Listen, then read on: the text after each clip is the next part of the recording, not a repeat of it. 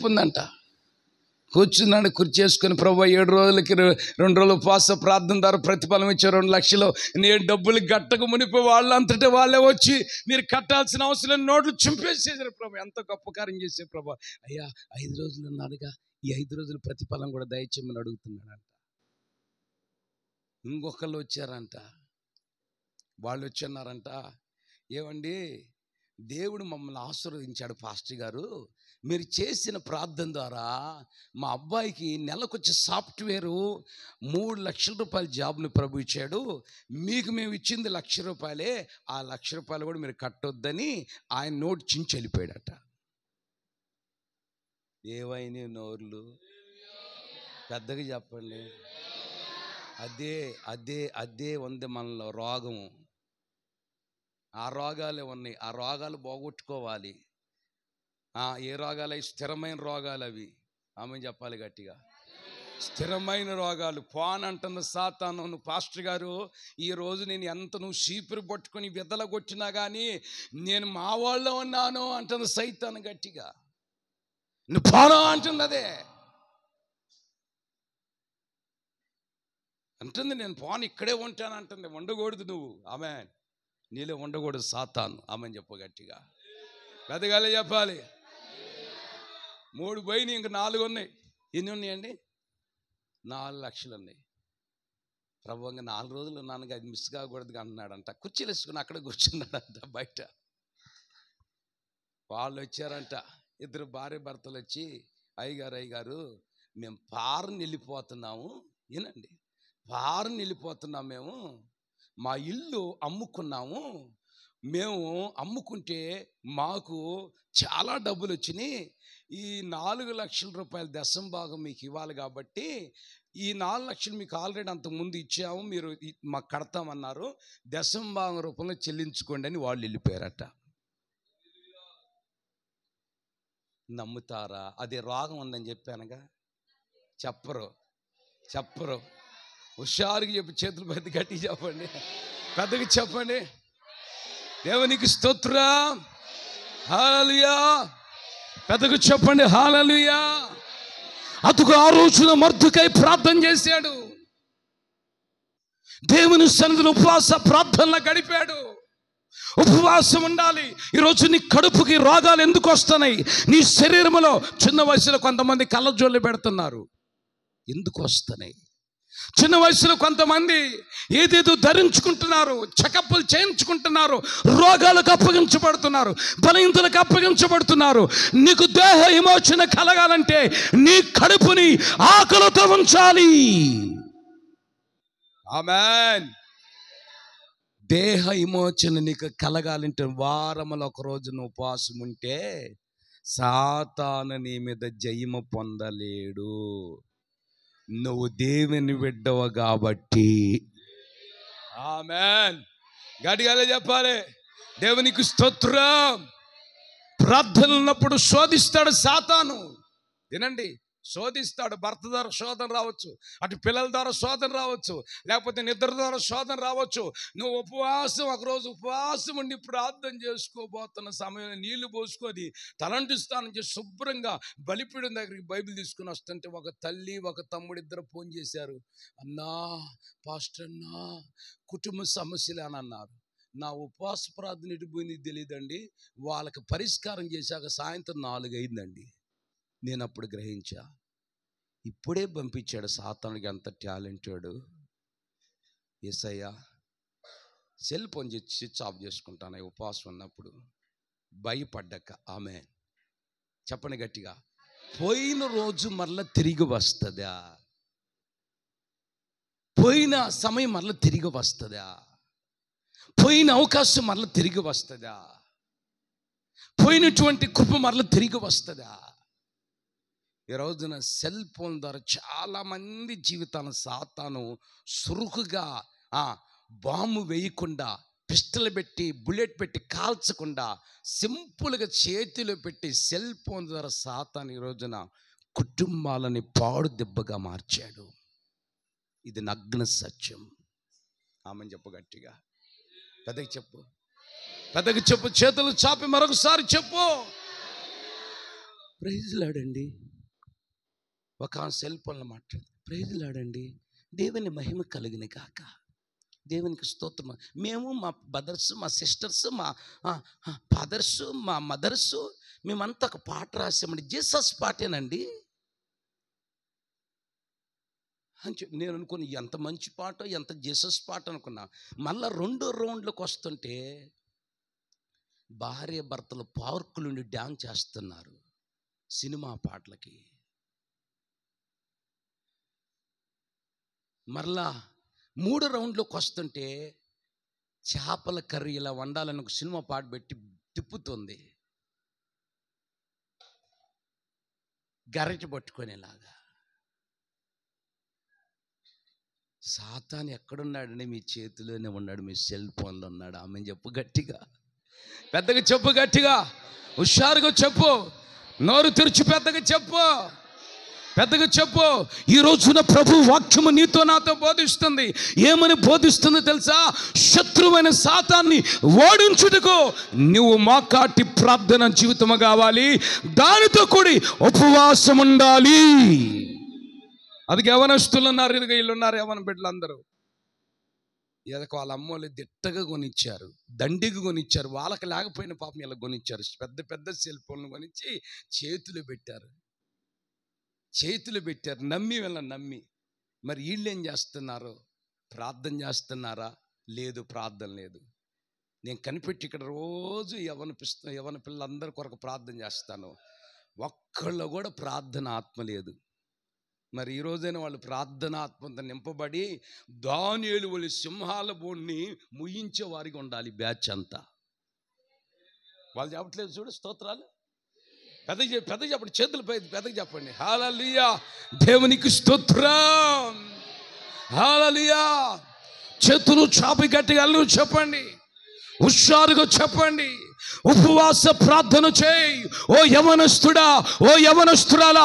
నీ జీవితం ఈ బలిపీఠం మీద పెట్టు, బలిపీఠం మీద పెట్టు, బలిపీఠం మీదకి రా. బైబిల్లో ఒక మాట ఉందండి, మొర్దెకై గొప్పవాడొకటి కారణం ఏమిటో తెలుసండి? అతడు చేసిన ఉపవాస ప్రార్థన. రెండోదిగా, నేను యూదుడను, ఈ పని చెయ్యకూడని పనులు చేస్తున్నాం మనం. ఇల్లు కట్టుకుంటామా? ఇంట్లో పాలు పొంగియటం చేయకూడని పని కదండి. ఏమంటే ఇల్లు కట్టుకుంటావా? ఇంట్లో ఇంతలా తలంతలా కొబ్బరికాయ బాండ్ ఇది కడతాం కదండి, చేయకూడని పనులే కదండి. ఏమండి, మా ఇల్లు ఓపెనింగ్ అంటే ఆ పాస్టర్ గారు మీరు డేట్ ఇచ్చేది శుక్రవారం పెట్టండి ఇంటికి. మళ్ళా వాడి దగ్గరికి వెళ్తున్నా, ఎవరి దగ్గరికి? సాయితన్ దగ్గరికి వెళ్ళి డేట్ తీసుకుని వస్తాను. ఆ రోజు మంచిది, ఇది రోజు మంచిది, ఇది రోజు మంచిది అని. ఇవన్నీ కార్యక్రమాలు చేస్తున్నాం మనం. దేవుడు మనతో ఎలా కలిసి నడుస్తాడండి? ఆయన అపితృతో కలిసి నడవదు. ఆయన పరిశుద్ధుల మధ్య నివసించువాడు, సంచరించు దేవుడు. ఆమేన్. చేతులు చాపగట్టిగా చెప్ప. ఒక అబ్బాయి అంట యవనస్తుడండి, యవనస్తులు ఈ నకలు చూడండి మీరు. ఒక అబ్బాయి యవనస్తుడు అంట. ఆ అబ్బాయి పేరు ఏం పేరు?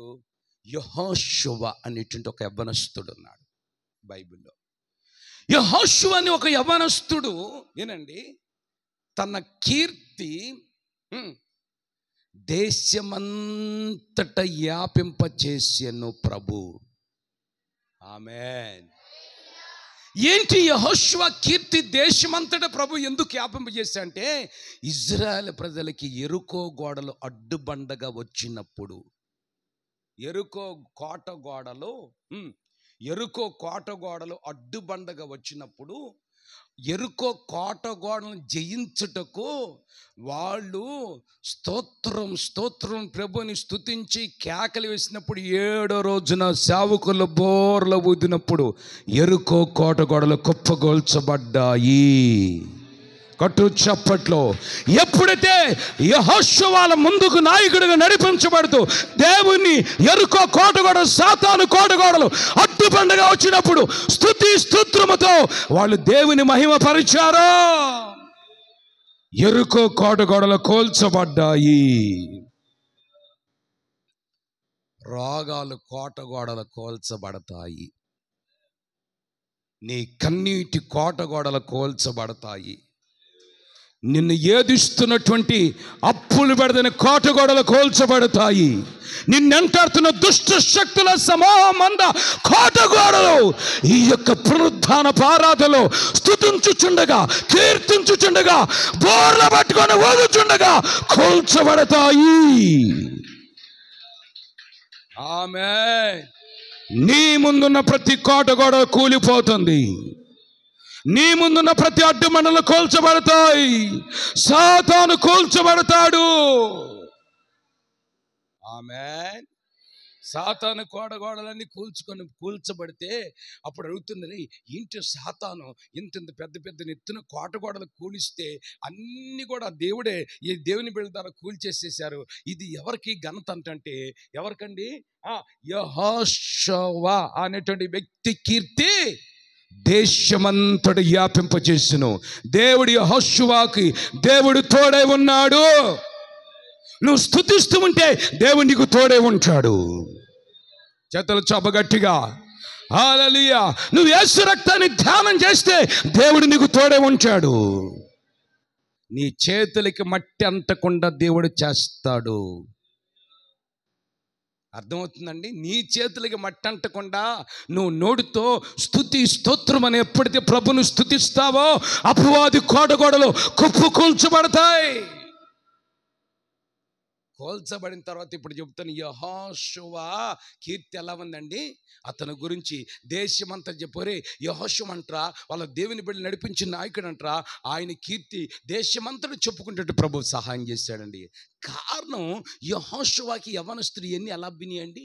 యవన పిల్లలకి అబ్బట్టలే కొంతమందికి. మీరు ఆలోచించండి. నేను ముగిస్తున్నా, టైం అయిపోతుంది. యవన పిల్లలకి ఎన్ని అబ్బట్టం లేదు. ఎందుకు ఈయనకి అబ్బినాయి అన్ని? యెహోషువ మోషే దగ్గర పరిచారకుడు, పరిచర్య ఆత్మ కలిగిన వ్యక్తి. ఆమేన్. గట్టిగా చెప్పాలి. ఈ రోజున దేవుని మందిరానికి వచ్చిన మనం, దేవుడు ఎంత ఉన్నతమైన స్థితిలోకి వెళ్ళినా, మనల్ని ఎంత హై రేంజ్లోకి ప్రభు మనం తీసుకుని వెళ్ళినా కానీ ఆయన సన్నిధిలో మనం పరిచర్య చేయటము ద్వారా దేవుడు మనల్ని జ్ఞాపకం చేసుకుంటాడు. నువ్వు పరిచర్య చేయి, సాతాన్ని విడిచిపెట్టి వెళ్ళిపోతాడు. పరిచర్య ఆత్మ నీకు ఉండాలి. ఈ రోజున నువ్వు మనుషులకు చేసినట్లు కాక దేవునికి చేసినట్లు మనస్సు పూర్తిగా నువ్వు పరిచర్య చేయాలి. మరి ఈ రోజున మనం పరిచర్య చేస్తున్నామా? వాళ్ళకి చేస్తే మనకేమొస్తుంది, మనకు చేస్తే వాళ్ళకేమొస్తుంది అన్నటువంటి సైతాను మైండ్ కొంతమందిని ఆవరిస్తుందండి.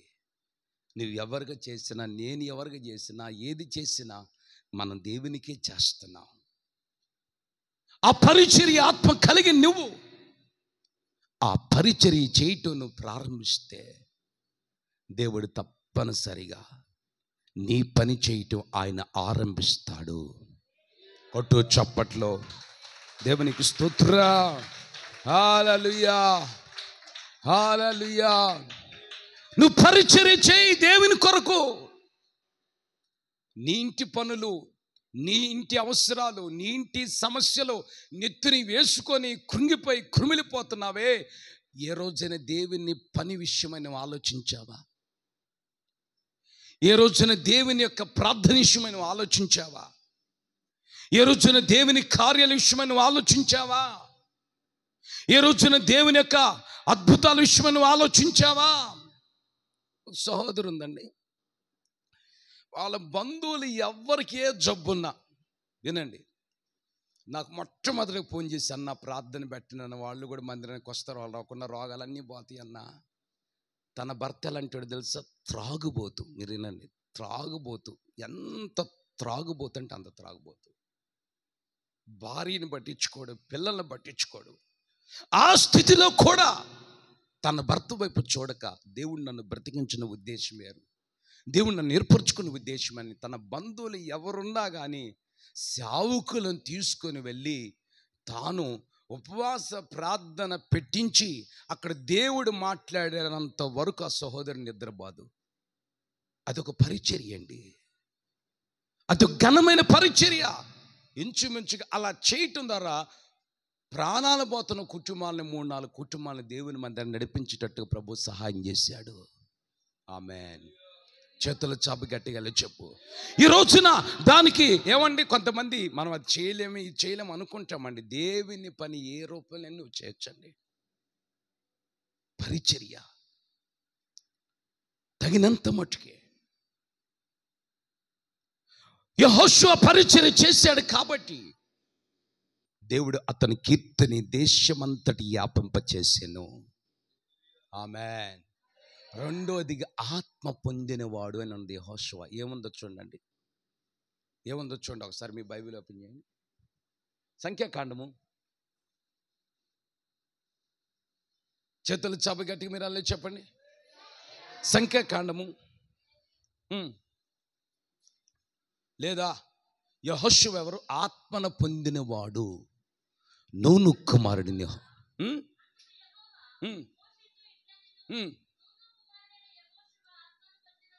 ఆమేన్. చేతుల చాప గట్టిగా చెప్పండి. పెద్దగా చేతుల చాప, అందరు 2 చేతుల చాప పెద్దగా చెప్పండి. నూను కుమారుడిని యెహోషువ. దేవుడు చెప్తుండే, మోషే యెహోషువ ఆత్మను పొందినవాడు, అతన్ని నాయకుడిగా నియమించు. అతడు ఎవరండి చెప్పండి.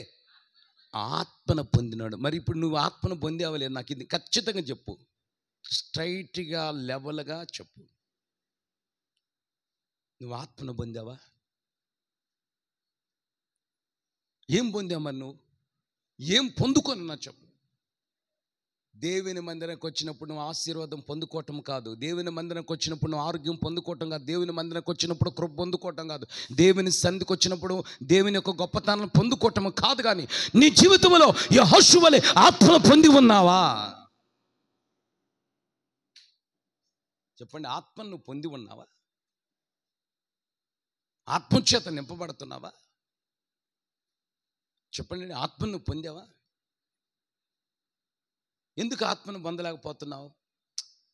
ఏముందలే, వెళ్తున్నాం వస్తున్నాం ప్రార్థనకి, పాస్టర్ని ప్రార్థన చేస్తున్నాం, చేయించుకున్నాం, మళ్ళీ మన మార్గాలు మనం వెళ్తున్నాం.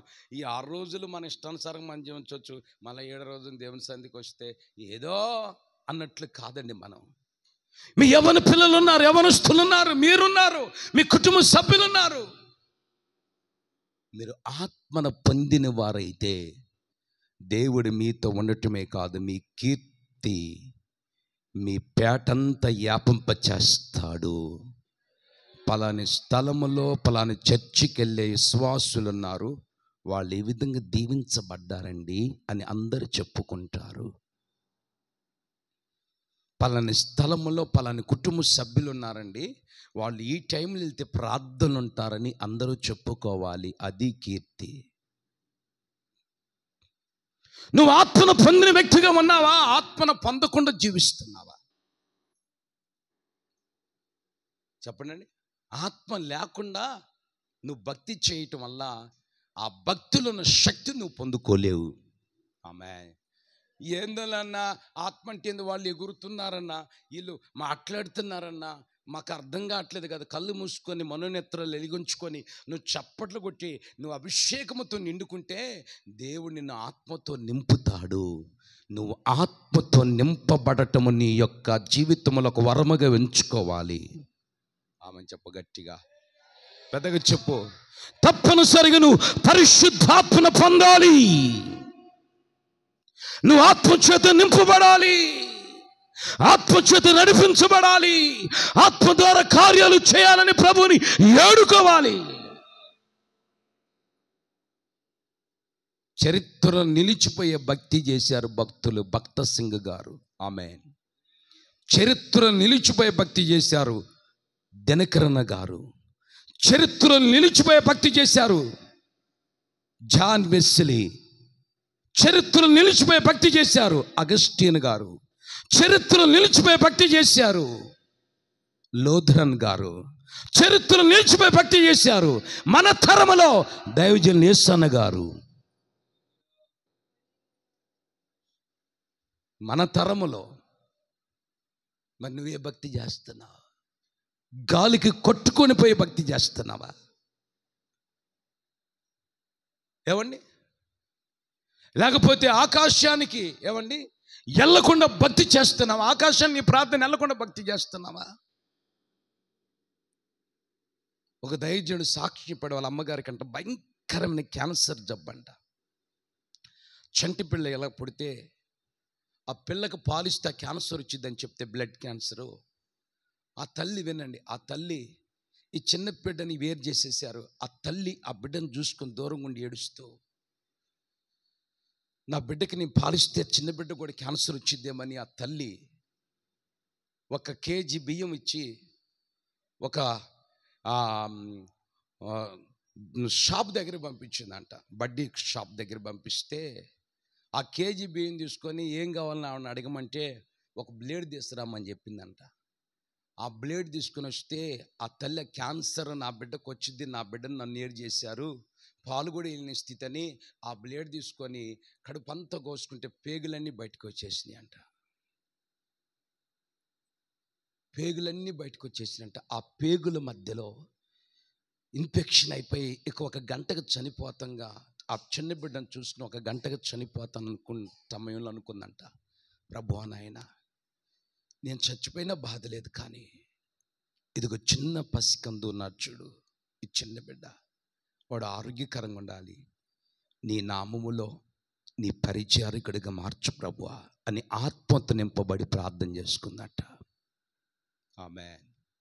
చేతులు చాపి గట్టిగా చెప్పు, పెద్దగా చెప్పు, 2 చేతులు చాపి, నన్ను పరిశుద్ధాత్మతో నింపిన దేవా, ఆ బిడ్డను కూడా ఆత్మతో నింపి వాడుకోమని ప్రార్థన చేసుకుంటే 1 గంటకి ఆ పేగుల్లోంచి ఇన్ఫెక్షన్ అంతా, బ్లడ్ అంతా బయటకు వచ్చేసి ఆ బ్లేడ్ తీసుకుని మొత్తం కోసుకొసేసుకుందంటే ఇలా అరలారులో చనిపోయింది ఆ తల్లి.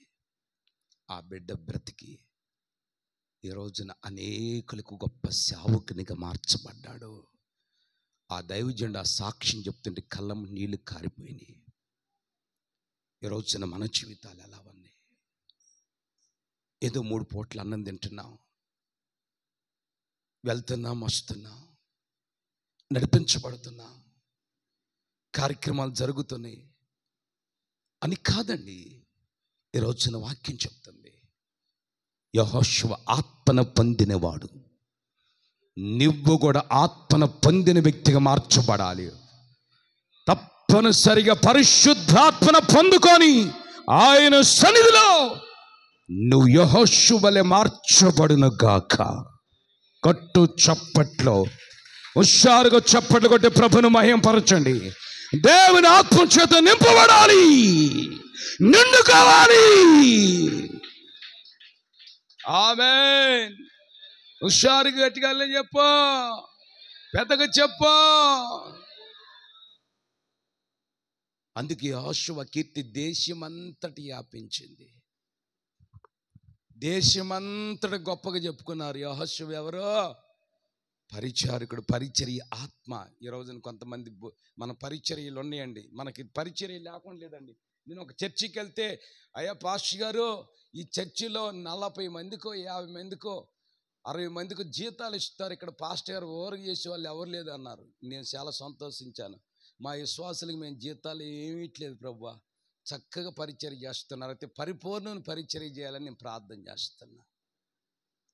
ఆమేన్.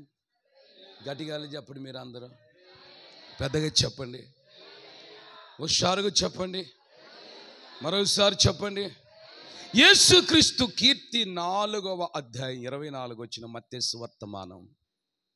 మొర్దెకై ఉపవాస ప్రార్థన ద్వారా గొప్పవాడయ్యాడు. యెహోషువ పరిచర్య ఆత్మ, పరిశుద్ధాత్మ పొందిన వ్యక్తిగా గొప్పవాడిగా మార్చబడ్డాడు. యేసుక్రీస్తు ఎవరి కీర్తి? ముగిస్తున్నాను. ఎవరి కీర్తి? యేసయ్య కీర్తి సిరియా దేశమంతటి వ్యాపించెను. యేసుక్రీస్తు దగ్గరికి ఎంతమంది తీసుకొచ్చారు? కుంటోళ్ళని తెచ్చారు, పైన ఉంది, గుడ్డోళ్ళని తీసుకొచ్చారు, ఇంకా గలిలియా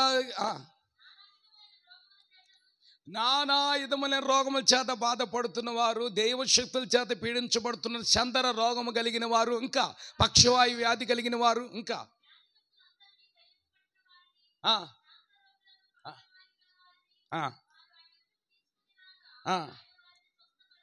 ఆమేన్ చెప్పాలి గట్టిగా. మీరందరూ చేతులు పెద్దకి చెప్పండి. ఇప్పుడు కొంతమందికి డౌట్, అన్నా దెయ్యాలు ఉన్నాయా లేవా? ఎందుకు లేవు దెయ్యాలు? దెయ్యాలని చెప్పండి, లక్షల వాక్యాలు చెప్తున్నాను. దెయ్యాలు ఉన్నాయా లేవా? కోపట్టం ఒక దెయ్యం. ఎప్పుడు 24 గంటలు ఒక్కొక్కరు. పిల్లగాడు కూడా భయపడతాడు, పిల్ల కూడా భయపడిద్ది, పెద్ద అబ్బాయి భయపడతాడు. కోపట్టం ఒక దెయ్యం. కోపపడదానికి అర్థాలు ఉన్నాయి, సందర్భాన్ని బట్టి కోపపడ. నేను కోపపడతా, అర్థం ఉంది, అర్థం ఉన్నప్పుడు దానికి కోపపడాలి, దానికి సందర్భాన్ని బట్టి కోపడాలి. కొంతమందికి ఈ దెయ్యాలంటే, కొంతమందికి ఏ దెయ్యాలంటే నమ్మరు. ఒక మంది అన్నావు, పాస్టర్ అన్నావు దెయ్యాలు లేవు మా ఇంటి మీద అంది. సరే మీ ఇంటి మీద లేవులే అనమ్మా, మాకు కనిపిస్తున్నాయి రోజు అన్నా. అసలు మా ఇల్లు పరలోకపు గవినే అందామే. ఏ గవినండి? ఏ గవిని? పరలోకపు గవిని అంది. అమ్మ రోజు కనిపిస్తున్నాయి తల్లి అన్న. అసలు మాకు దెయ్యాలు లేవు పాస్టర్ గారు అంది. ఓహో అనుకున్నా. 4వ రోజు ఆ భర్తకు దెయ్యం పట్టింది. లేదందుకామా, లేదందుకు ఆమె చెప్పింది లేదని ఆ నమ్మట్లేదు. కొంతమందికి నమ్మకం అనేది ఉండదు, నమ్మకం పుచ్చదు. 4వ రోజు వాళ్ళ భర్తకు పట్టింది. తీసుకొచ్చింది, చర్చిలో కూర్చోబెట్టింది. పాస్టర్ను దెయ్యం మాట్లాడిద్దా, ఈయన కావాలని మాట్లాడతాడా అంది. ఏమన్నమ్మా మరి కావాలి మందు దాకా వచ్చి మాట్లాడితే నాకే తెలియదమ్మా అన్న. దెయ్యం వచ్చింది, మాట్లాడింది. నిజమేనా అంది. సరే లేదనుకోమ్మా, ఆయన యాక్టింగ్ చేస్తున్నాడు, తీసుకెళ్ళి అన్న. ప్రార్థన చేసాం, బాగుపడ్డాడు, వెళ్ళిపోయింది. ఏమో నమ్మట్లేదుగా, ఏమో పట్టుకుంది దెయ్యం. ఇక ఏమో పట్టుకోవడం దెయ్యం రావటంతో ఇంట్లో ఏం చేస్తుంది చెప్పండి? ఇంట్లో ఏం చేస్తుంది? ఇంట్లో ఏం చేస్తుంది? ఉప్పు నవ్వులుతుంది. బాణడు ఉప్పు దగ్గరికి వెళ్ళి ఉప్పు వేసుకుని నవ్వులుతుంది. ఇది ఒక దెయ్యం, ఉప్పు నవ్వులే దెయ్యం ఇది. అది పంచదార తీసుకొని నోట్లో వేసుకుని పరా నవ్వులుతుంది. ఈ దెయ్యం ఏ దెయ్యం అని నేను అడిగితే నేను ఉప్పుకొండూరు అంది. ఏమందండి అదే? ఉప్పు 3 కట్టలు దొంగిలించింది ఉప్పు కొండూరులో. అర్థమవుతుందండి. అందుకే నేను ఉప్పు మీద తిరుగుతున్నాను కనుక ఏమైనా ఉప్పులో పట్టుకున్నాను అంది. ఎన్ని దెయ్యాలు ఉన్నాయండి మనలో. ఈ దెయ్యాలన్నీ వదిలించుకుంటే బాగుపడతాం. ఒక అబ్బాయి అన్నాడు, యవనస్తు, నా దెయ్యమే లేదు పాస్టర్ గారే, ప్రార్థన చేసే తన్నాన్ని ఎందుకంటే పడ్డాను అన్నాడు. నాకు తెచ్చిన బ్రదర్ అన్నాడు. ఏం చెప్తుంది? దెయ్యం లేదంటాడు. ఇతరులో ఉన్న దెయ్యం ఆ బ్రదర్లోకి వెళ్ళి ఆ బ్రదర్ పంపడిపోయాడు. నాకు అర్థమైపోయింది. చర్చిలో తీసుకొచ్చి ప్రార్థన చేశా. వాడికి అంతలా దెయ్యం ఉంది బ్రదర్, వాడికి అర్థం కాలేదు. ఏమండి, దెయ్యాలు ఉన్నోడు ఏం చేస్తాడు? ఏదేం చేస్తాడు. ఒకసారి దెయ్యాన్ని వదలు కొడితే అంట ఆ దైవజనులు ఆ దైవజనుల మీద పడకుండా చెట్టు పుట్టవలా కింద పడిపోయిందంట. దానికి అంత కోపము. మీకు అర్థం కావట్లేదు. మీరు దయచేసి మీలో ఉన్న దెయ్యాలను కెలుక్కోకుండా ప్రార్థన చేయండి. కొట్టు చప్పట్లు గట్టి కొట్టు. దేవునికి స్తోత్రం. హల్లెలూయా, హల్లెలూయా. అతను కీర్తి దేశమంతుడు వ్యాపింపు చేసాను. రోగులున్నారు యేసయ్య ముట్టాడు, స్వస్థపరిచాడు, దురాత్మను పారదోలాడు, చంద్ర రోగం కలిగిన బాగుపరిచాడు. ఆయన కీర్తి దేశమంతుడు వ్యాపించెను. మరి ఈ రోజున మీ కీర్తి దేశమంతటి దేవుడు, మీరు నిజంగా దేవుడు మిమ్మల్ని తప్పనిసరిగా మిమ్మల్ని గొప్ప చేయటం ప్రారంభిస్తున్నాడు. దయచేసి ఒక్క క్షణం పైకి లేండి. ఒక్క క్షణం మీరు అందరూ పైకి లేండి. దయచేసి లేండి. కుర్రోళ్ళు హుషారుగా లేవాలి పైకి. దయచేసి అమ్మ మీరు కూడా కుర్రోళ్ళేనమ్మా, మీరు ముసలోళ్ళు ఎందుకు అవుతారు? హుషారుగా లేవండి, చేతులు పైకి ఎత్తి లేవండి అమ్మ, లేవండి. మిమ్మల్ని లేండి. అందరు 2 చేతుల పైకి, తల్లారు పైకి లేండి, తల్లారు పైకి లేండి, కలుమేయండి. 2 చేతులు చాపండి. దయచేసి 2 చేతులు చాపండి, కలుమేయండి. చేతులు చూపించి ప్రార్థనలు ఏకీపించు.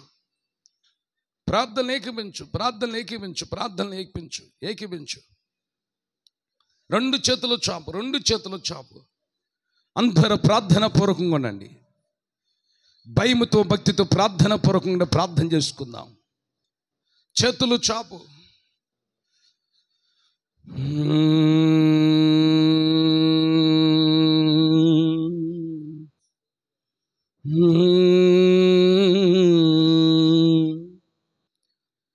నీ కీర్తి వ్యాపించెను, కరుణించెనయ్యా,